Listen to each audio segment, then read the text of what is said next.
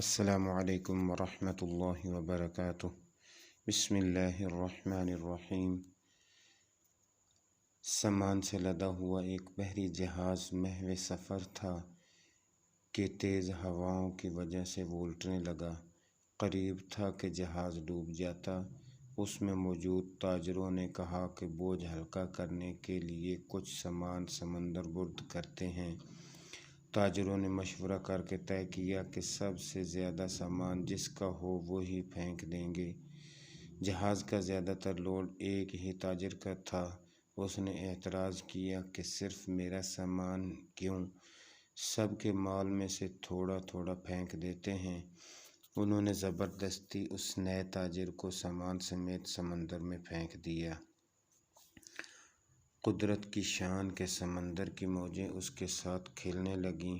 اسے اپنی ہلاکت کا یقین ہو گیا۔ جب ہوش آیا تو کیا دیکھتا ہے کہ لہروں نے اسے ساحل پر پھینک دیا ہے۔ یہ ایک غیر آباد جزیرہ تھا۔ جان بچنے پر اس نے رب کا شکر ادا کیا، اپنی سانسیں بحال کیں، وہاں پڑی لکڑیوں کو جمع کر کے سر چھپانے کے لیے ایک جھونپڑی سی بنائی۔ اگلے روز اسے کچھ خرگوش بھی نظر آئے۔ ان کا شکار کر کے گزر بسر کرتا رہا۔ ایک دن ایسا ہوا کہ وہ کھانا پکا رہا تھا کہ اس کی جھونپڑی کو آگ لگ گئی۔ اس نے بہت کوشش کی مگر آگ پر قابو نہ پا سکا۔ اس نے زور سے پکارنا شروع کیا، تو نے مجھے سمندر میں پھینک دیا، میرا سارا سامان غرق ہو گیا، اب یہی جھونپڑی تھی میرا کل کائنات، اسے بھی جلا کر راکھ کر دیا، اب میں کیا کروں؟ یہ شکوہ کر کے وہ خالی پیٹ سو گیا۔ صبح جاگا تو عجیب منظر تھا۔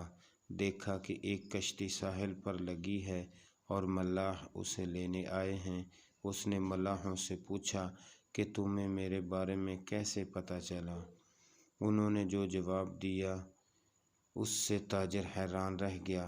ملاحوں نے کہا کہ ہمیں پتہ تھا کہ یہ جزیرہ غیر آباد ہے، لیکن دور سے دھواں اٹھتا ہوا نظر آیا تو سمجھے شاید کوئی یہاں پھنسا ہوا ہے جسے بچانا چاہیے، اس لیے ہم تمہارے پاس آئے۔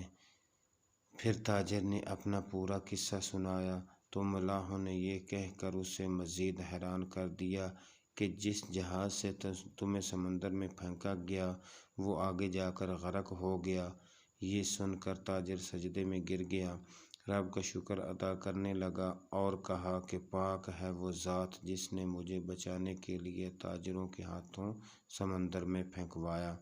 اپنے بندوں کے بارے میں وہی زیادہ جاننے والا ہے۔ حالات جتنے بھی سخت ہو جائیں، اللہ کی رحمت سے مایوس نہ ہوں، ہر حال میں اپنے رب پر بھروسہ رکھیے۔